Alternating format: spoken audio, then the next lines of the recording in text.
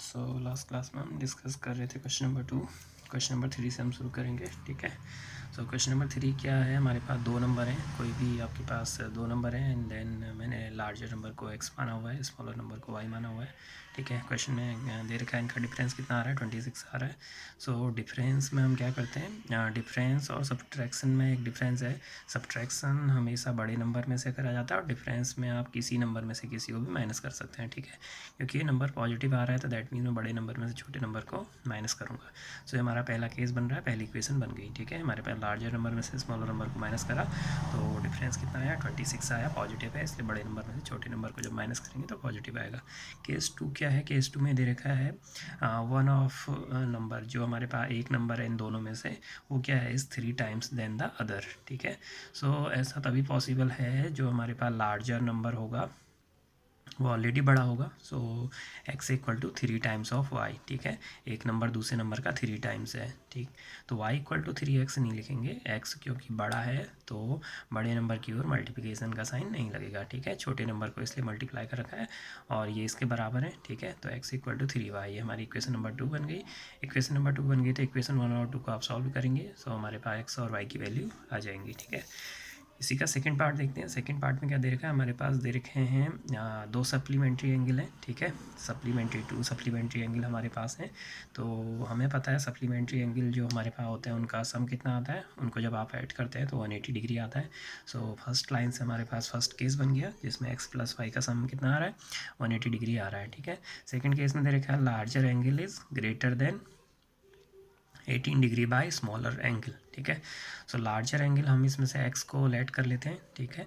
हम मानते हैं कि लार्जर नंबर हमारे लार्जर जो एंगल है वो x है और जो लार्जर है जो हमारे पास लार्जर एंगल है उसकी ओर ग्रेटर का साइन लगेगा। और क्योंकि यहाँ पे बोला गया है जो लार्जर हमारे पास एंगल है वो 18 बड़ा है, ठीक है। सो ये ऑलरेडी बड़ा है, इसकी ओर ग्रेटर का साइन, ये स्मॉलर से, ठीक है। सो ये ग्रेटर के साइन को इक्वल में कन्वर्ट करने के लिए जो यहाँ 18 ये ऑलरेडी बड़ा है, यहाँ इधर ऐड करोगे तो 18 और बड़ा हो जाएगा। सो इधर ना ऐड करके हम इधर ऐड करेंगे जिससे कि इक्वल में कन्वर्ट हो जाए ग्रेटर का साइन, ठीक है। सो नेक्स्ट स्टेप में मैंने क्या कर रखा है, 18 वाई की ओर ऐड करा, वाई की ओर ऐड करेंगे तो इसकी वैल्यू और इसकी वैल्यू आप आपस में इक्वल हो जाएगी, तो ग्रेटर का साइन इक्वल में कन्वर्ट हो गया, ठीक है। देन वाई को इधर शिफ्ट करा लेंगे, वाई को इधर शिफ्ट कराने के बाद हमारे पास सेकंड इक्वेशन बन गई। अब हमारे पास दो इक्वेशन है, सो दो इक्वेशन को सॉल्व करना हम सब्स्टिट्यूशन मेथड से इसको सॉल्व करेंगे और हमारा आंसर आ जाएगा, ठीक है। क्वेश्चन नंबर 3 देखते हैं। क्वेश्चन नंबर 3 इस तरह के क्वेश्चन हम पहले भी कर चुके हैं, ठीक है। सो यहाँ पे हमने कुछ बैट बाय कर रखे हैं, कुछ बॉल बाय कर रखी है एंड देन उसका कुछ एक पर्टिकुलर अमाउंट आ रहा है, ठीक है। सो हमने नंबर ऑफ क्या बताना है, ईच बैट की कॉस्ट बतानी है और ईच बॉल की कॉस्ट बतानी है, ठीक है। सो हमने इसको x और y लेट कर लिया। हमने कितने स्टार्टिंग में बैट खरीदे हुए हैं, 7 बैट हमने बाय कर रखे हैं और 6 बॉल बाय कर रखी है, ठीक है। टोटल अमाउंट कितनी बन रही है, 3800। सो क्या करेंगे, एक बैट की कॉस्ट x रुपये है तो 7 की कॉस्ट कितनी हो जाएगी, 7x, और एक बॉल की कॉस्ट y रुपये है तो 6 की कितनी हो जाएगी, 6y। दोनों को ऐड करा तो 3800 इक्वेशन नंबर फर्स्ट बन गया। इसी तरीके से सेकंड केस में क्या दे रखा है, जब हम क्या कर रहे हैं 3 बैट बाय कर रहे हैं और 5 बॉल बाय कर रहे हैं तो हमारे पास टोटल अमाउंट कितनी बन रही है, 1750, ठीक है। सो एक का कॉस्ट था x रुपये, तो 3 का कॉस्ट हो जाएगा 3x, एक का कॉस्ट था y रुपये, सो 5 का कॉस्ट हो जाएगा 5y। सो दोनों को ऐड करा 1750 के बराबर आ गया। सो हमारे पास दो इक्वेशन है, दो इक्वेशन को सॉल्व करना हम जानते हैं, ठीक है। नेक्स्ट जो क्वेश्चन है, नेक्स्ट क्वेश्चन में क्या दे रखा है, एक टैक्सी है, टैक्सी में जब आप बैठते हैं तो उसके दो तरीके के चार्ज होते हैं, ठीक है। डेली लाइफ में भी ऐसे ही होता है, जब भी आप कोई टैक्सी बुक करते हैं तो उस पर दो तरीके के चार्ज पड़ते हैं। एक तो फिक्स चार्ज पड़ता है, फिक्स चार्ज का मीनिंग आप टैक्सी बुक करा रहे हैं तो उसका एक पर्टिकुलर अमाउंट आपको देना पड़ेगा। एंड देन जो दूसरा चार्ज होता है वो होता है पर किलोमीटर का, ठीक है। पर किलोमीटर का मतलब आप कितनी डिस्टेंस ट्रैवल कर रहे हैं, जैसे कि 1 किलोमीटर जाएंगे तो जो फिक्स चार्ज है उसमें उतना अमाउंट ऐड हो जाएगा 1 किलोमीटर का। और यदि आप 2 किलोमीटर ट्रैवल कर रहे हैं तो फिक्स चार्ज प्लस 2 किलोमीटर का चार्ज जो भी पड़ेगा, ठीक है। 3 किलोमीटर जाते हैं तो फिक्स प्लस 3 किलोमीटर का चार्ज। तो सेम चीज़ यहाँ पर भी है, हमारे पास दो चार्ज है।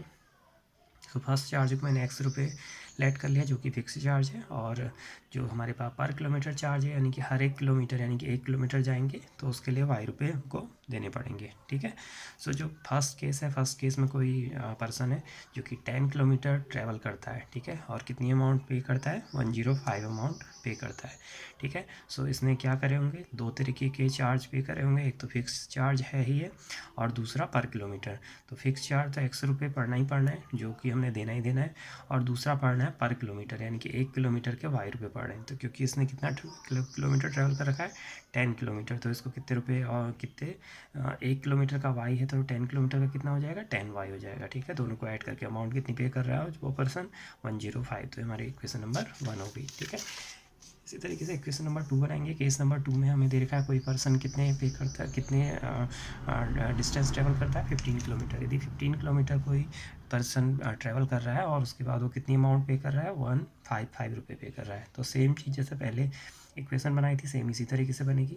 इस अमाउंट में हमारे पास फिक्स चार्ज भी इंक्लूड है और पर किलोमीटर भी इंक्लूड है, ठीक है। तो फिक्स चार्ज 100 रुपये तो देने ही देने, साथ ही साथ उसने पर किलोमीटर के कितने रुपए हैं, y रुपये हैं। तो कितने किलोमीटर ट्रैवल कर रखा है, 15 किलोमीटर के लिए हो जाएगा 15y, 1 किलोमीटर का y रुपये, तो 15 किलोमीटर का 15y, दोनों को ऐड करेंगे 155 रुपये आ रहा है। देन हमारे पास सेकंड इक्वेशन भी बन गई इस तरीके से, दोनों इक्वेशन को सॉल्व करेंगे सो हमारा आंसर आ जाएगा, ठीक है। जो इसका फिफ्थ पार्ट है वो देखते हैं। इसमें क्या दे रखा है, हमारे पास क्वेश्चन इस तरीके का है कि हमारे पास एक फ्रैक्शन है, तो वो फ्रैक्शन किस फॉर्म में होता है, एक्स ओवर वाई की फॉर्म में होता है, ठीक है, एक्स ओवर वाई की फॉर्म में। तो फर्स्ट केस में हमें ये कंडीशन दे रखी है, यदि आप फ्रैक्शन के अपर पार्ट और लोअर पार्ट में क्या ऐड करते हैं, 2 ऐड करते हैं, सो ये फ्रैक्शन कितना हो जाता है, 9/11, यानी कि अभी तक इसकी कोई पर्टिकुलर वैल्यू आ रही होगी, बट जब हम इसमें ऊपर अपर पार्ट और लोअर पार्ट में क्या ऐड कर रहे हैं, 2 और 2 ऐड कर रहे हैं, तो इसका जो वैल्यू आ रही है 9/11 आ जा रही है, ठीक है। सो इसको क्रॉस मल्टीप्लाई करा मैंने, क्रॉस मल्टीप्लाई करने पे क्या होगा, ये 11 इधर मल्टीप्लाई होगा, 9 इधर मल्टीप्लाई होगा। सो इस तरीके से हमने लिखा हुआ है। दैन उसके बाद 11 से अंदर मल्टीप्लाई करेंगे तो 11x आया, 11 से 2 को मल्टीप्लाई करा तो 22 आ गया, ठीक है। 9 से मल्टीप्लाई करोगे तो 9y प्लस 9 2 जा 18। देन उसके बाद क्या करना है, जो हमारे पास वेरिएबल है उनको एक साइड ले जाएंगे। सो 11 यहाँ पहले से है, 9 को मैं इधर ले गया, 22 को इधर ले आया, देन इसको सॉल्व करा, ये तो ऐसी का ऐसी रहेगा। यहाँ पे से 18 में से 22 माइनस होगा तो माइनस का 4 आ जाएगा। ये आपके पास इक्वेशन नंबर 1 बन गई।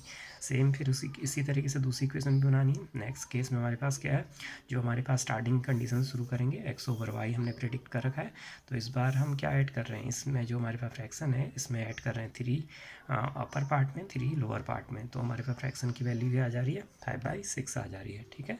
तो सेम वही क्रॉस मल्टीप्लाई होगा, ये इधर मल्टीप्लाई और ये वाला टर्म इधर मल्टीप्लाई। सो मल्टीप्लाई करने के बाद 6 3 जा 6 इंटू एक्स 6x हो गया, 6 3 जा 18, 5 इंटू वाई 5y हो गया, 5 3 जा 15 हो गया, ठीक है। इसको सॉल्व करेंगे, एक्स और वाई वेरिएबल वाले हम एक और लेके, और जो हमारे पास ओनली क्या है नंबर वाला पार्ट है उसको एक और ले आए, ठीक है। सो इसको सॉल्व करेंगे तो 15 माइनस 18 माइनस 3 होता है, आपकी इक्वेशन नंबर 2 बन गई। अब हमने क्या करना है, नेक्स्ट स्टेप में इक्वेशन 1 और इक्वेशन 2 को सॉल्व करना है, एक्स और वाई की वैल्यू निकालनी है। जो एक्स और वाई की वैल्यू आएगी वही हमारा क्या हो जाएगा, एक्स ओवर वाई के टर्म में उसको हम लिख लेंगे, वो हमारा क्या हो जाएगा, फ्रैक्शन हो जाएगा, ठीक है। सो आज के उसमें इतना ही हम ले रहे हैं, इससे आगे हम नेक्स्ट वीडियो में कंटिन्यू करेंगे। तब के लिए बाय बाय।